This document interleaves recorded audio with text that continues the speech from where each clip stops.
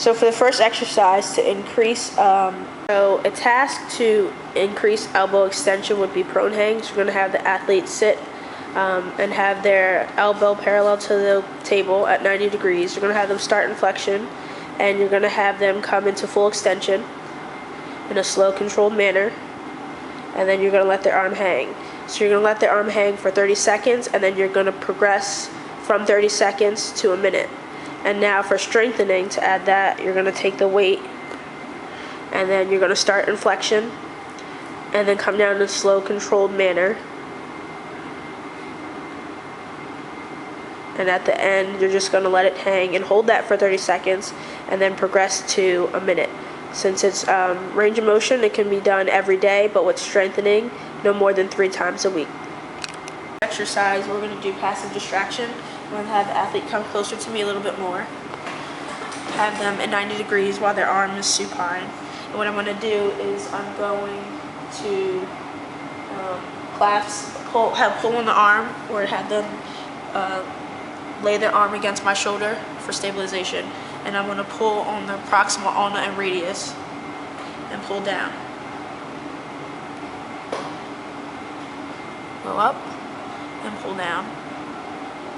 And then in doing this, this causes an increased range of motion, not only just for extension, but in all the planes. So the task to increase elbow extension would be a posterior glide. So what you're going to do is have the athlete lay down in a comfortable position, have their arm out to their side, and you're going to grasp the proximal, the distal humerus, and the proximal radius, and you're just going to perform a posterior glide, pushing back. And this posterior glide helps to improve elbow extension.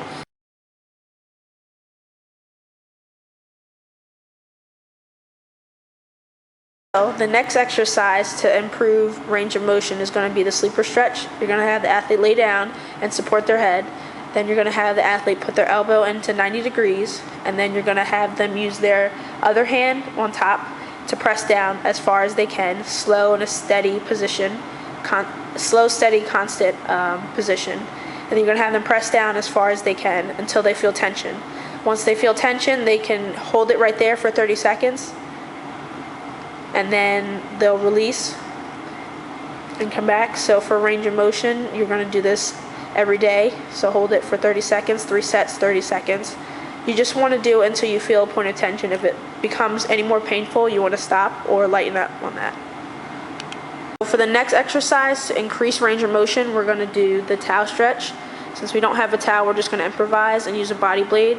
What you're going to have the athlete do is the injured arm, or the involved arm, which would be her left hand in this case, goes right above her hips, behind her back, and the good arm is the one that's doing all the motion, so that's going to be the on top hand.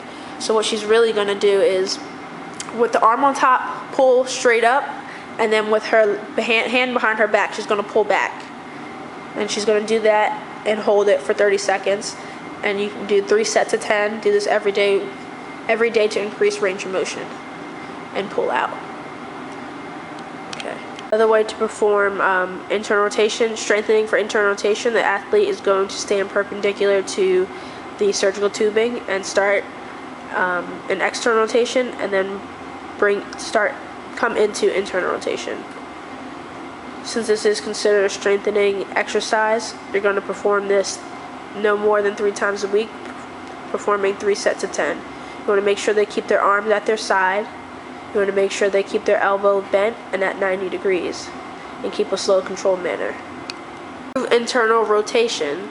You're going to have the athlete do surgical tubing and perform internal rotation. Make sure the elbow is at 90 degrees, and then start an external rotation, come down internal rotation in a slow, controlled manner. Since this is considered a strengthening task, you're going to perform this no more than 3 times a week, doing 3 sets of 10. So an exercise to increase scapular stabilization would be ITYs. You're going to have the athlete lay on the table, have their head in a pillow or towel, so their face isn't just directly on the table. You're going to have the athlete bring their arms right in front of them, straight in front of them, performing the I motion, lift up as high as they can, coming back down, and then you're going to do that And the next position is the T, so you're going to have the athlete bring their arms straight out, come up as high as they can, hold it for 30 seconds, and come back down. And then you're going to have the